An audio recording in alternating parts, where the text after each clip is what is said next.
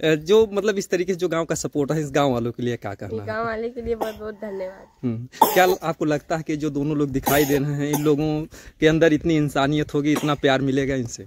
बहुत इंसानियत है, बहुत प्यार मिलेगा हमको। ये देखिए काजल जी हैं और बहुत ही खुशी से साइकिल चला रही हैं। अब इनके चेहरे पे मुस्कुराहट आ गई। ये देशवासियों का और गांव वालों का जो है देन है कि गांव के लोग ऐसे थे। साइकिल कैसे चलाते हैं काजल जी आप?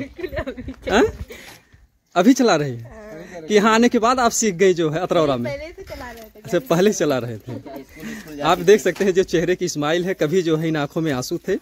लेकिन धन है यहाँ के गांव के लोग जो है। ये देखिए जो आप लोग जोड़ी देख रहे हैं, ये राहुल गौतम जी और उनकी पत्नी है। इन लोगों का बहुत ही सहयोग रहा कि आज इनके चेहरे पर ये जो स्माइल दिख रही है, ये स्माइल आपने कभी देखी नहीं होगी। अभी कैसा लग रहा है यहाँ पर काजल? बहुत अच्छा लग रहा है। कुछ लग रहा है कि आपको अपनापन यहाँ पर?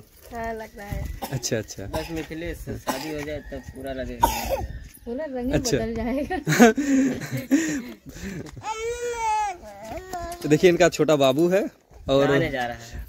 नहाने जा रहा है। और रही बात जो है इस जोड़ी के लिए आप लोगों का क्या कहना है? अभी क्या इच्छा है, क्या होना चाहिए? अभी तो यही होना चाहिए कि जैसे कर रहे हैं अच्छा कर रहे हैं। अच्छा कर रहे हैं। कल का वीडियो आपने देखा जो मिथिलेश का? नहीं देखे हैं। आपने नहीं देखा?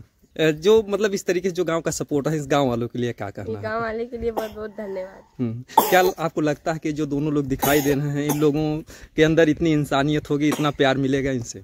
बहुत इंसानियत है, बहुत प्यार मिलेगा हमको। हाँ। अगर बाई चांस अगर मिथिलेश नहीं भी साथ देते हैं तो भी इन लोगों के गांव वालों के प्यार मोहब्बत से आप इस गांव में जीवन बिता लेंगे?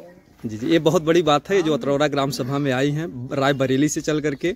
आज जो चेहरे की मुस्कुराहट है, आज ये खुशी देख करके जो है कौन नहीं खुश होगा। और इसी का इंतजार पूरा देश कर रहा था कि आखिर में काजल के चेहरे पर मुस्कुराहट कब आएगी। जो है अभी कोई दिक्कत परेशानी तो नहीं है? दोस्तों नमस्कार। कहते हैं कि दुनिया में कितना गम है और मेरा गम कितना कम है। आप ये जो हंसता मुस्कुराता चेहरा आप लोगों ने काजल का देखा, तो रायबरेली से चल करके जौनपुर आई काजल, और कहीं न कहीं से अपनी मासूमियत की वजह से या अपने किसी कर्मों की वजह से या जो कुछ भी था, एक बार सोशल मीडिया के माध्यम से पूरी जनता के दिलो दिमाग पर बैठ गई काजल। और काजल के आने के बाद तो तमाम तरीके से बवाल हुए, तमाम तरीके से लोग इकट्ठा हुए, शादी विवाह का जो भी कुछ था एक सिस्टम बना। और इस बीच में जो भी कुछ माहौल था, अगर देखा जाए तो एक तरीके से एक तरफ न्याय हुआ कि हाँ चलिए ठीक है, क्योंकि तमाम वीडियो आए कि काजल को मिल गया न्याय, यानी काजल को मिथिलेश मिल गया तो काजल को न्याय मिल गया। लेकिन काजल को अगर न्याय मिल गया तो आखिर में सीता के साथ क्या हुआ, सीता को क्या न्याय मिला? ये भी बहुत बड़ा मामला सामने आता है। और सोशल मीडिया पर ना सीता ही आ रही हैं, ना काजल ही आ रही, ना मिथिलेश आ रहे हैं, तो लोगों में तमाम तरीके की जो है बातें आ रही हैं। तमाम लोग दूर दूर से परेशान हैं कि आखिर में उन लोगों के साथ क्या हुआ। हम थोड़ा चर्चा करेंगे जो है काजल के बारे में, क्योंकि अगर देखा जाए तो काजल एक ऐसी औरत है कि अब उसके बारे में क्या कहा जाए, उसकी मनोदशा क्या है, उसका दिल दिमाग क्या है, या उसकी मन में क्या बातें चलती हैं, कि अगर पल भर में थोड़ा सा उसको चांस मिल जाता है तो हंसी खुशी से झूमने लगती है। यानी कि अगर कह लिया जाए तो जैसे एक होता है ना लड़कपन, यानी कि पूरा देश दुनिया परेशान है कि किस तरीके से काजल का जीवन चल पाएगा, दोनों बच्चों को लेकर के जो है चल पाएगी। और ऐसे में काजल को अगर थोड़ा भी समय मिलता है तो हंसने भी मुस्कुराने भी लगती है, और ऐसे डिप्रेशन में भी आ जाती है, कभी कभी बेहोश हो जाती हैं, कभी कभी जो है तबीयत ख़राब हो जाती है, तमाम तरीके की समस्याएं हैं।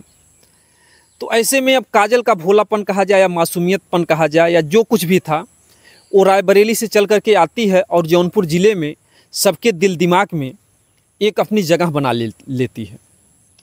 यानी कि जिस गांव में, जिस क्षेत्र में सीता ने 13 वर्षों से अपना जीवन बिताया, और ऐसे में वहाँ के भी लोग जो है काजल के सहयोग में आते हैं।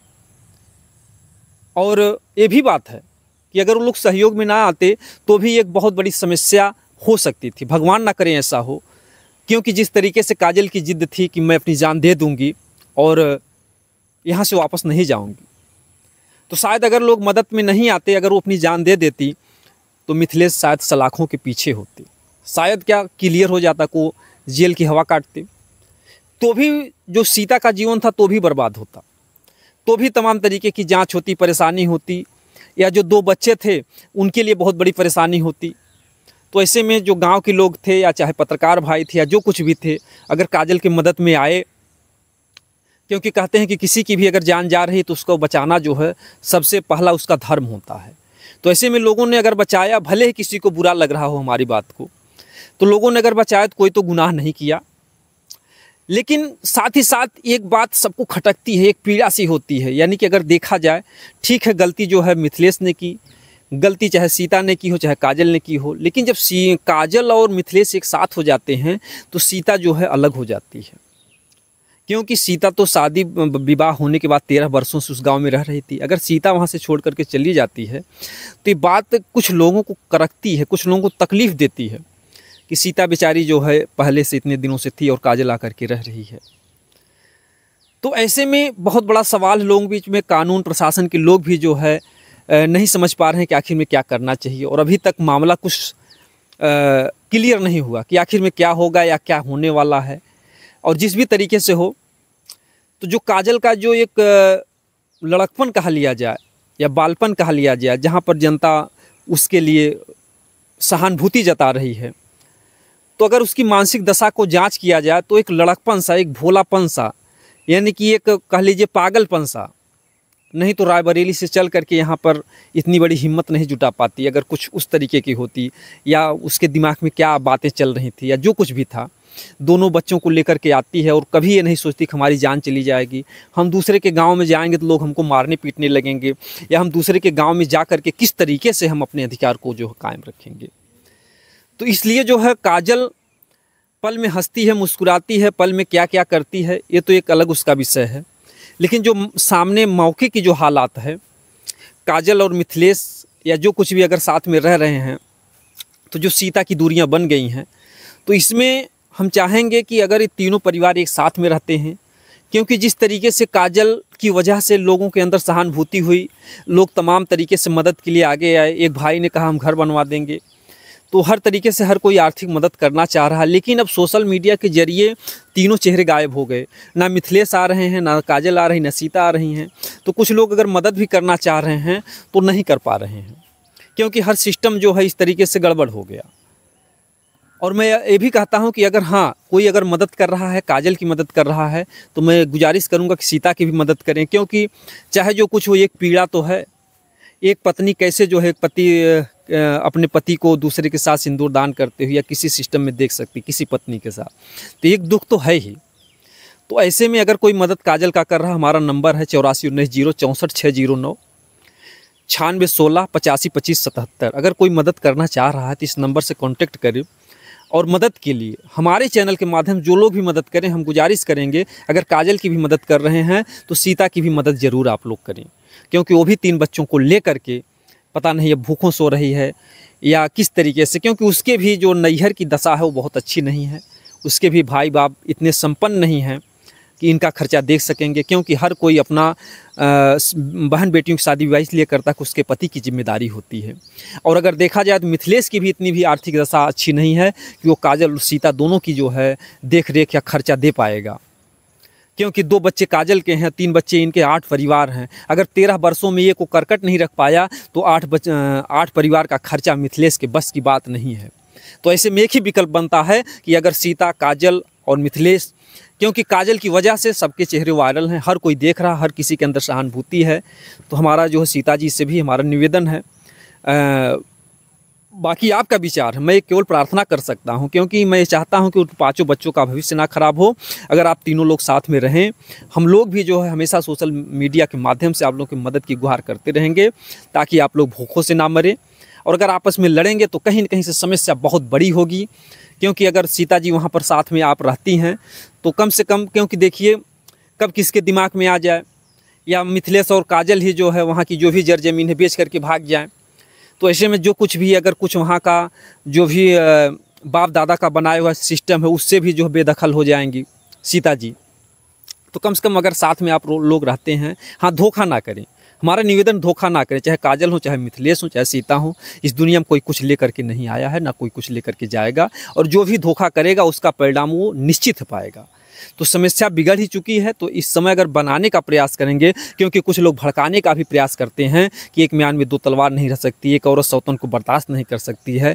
लेकिन ये बातें केवल एक कहने कहलाने के लिए हैं, एक दूसरे को जो है टेंशन देने के लिए हैं। बाकी तमाम इतिहास में तमाम जो है राजा कई रानियों के साथ रहते थे, तमाम आज भी जो है तमाम ऐसे पुरुष हैं जो 2-2, 3-3 पत्नियाँ रखे हैं। तो ऐसी कोई बात नहीं है। बस मामला ये होना चाहिए कि बच्चे भूख से ना मरे, पत्नी भूख से ना मरे, तो कोई अपराध नहीं है। ऐसा कुरान में भी लिखा गया, आप कितनी भी पत्नी रख सकते हो, बशर्ते आपके अंदर ताकत होनी चाहिए कि सबका खर्चा वहन कर सको।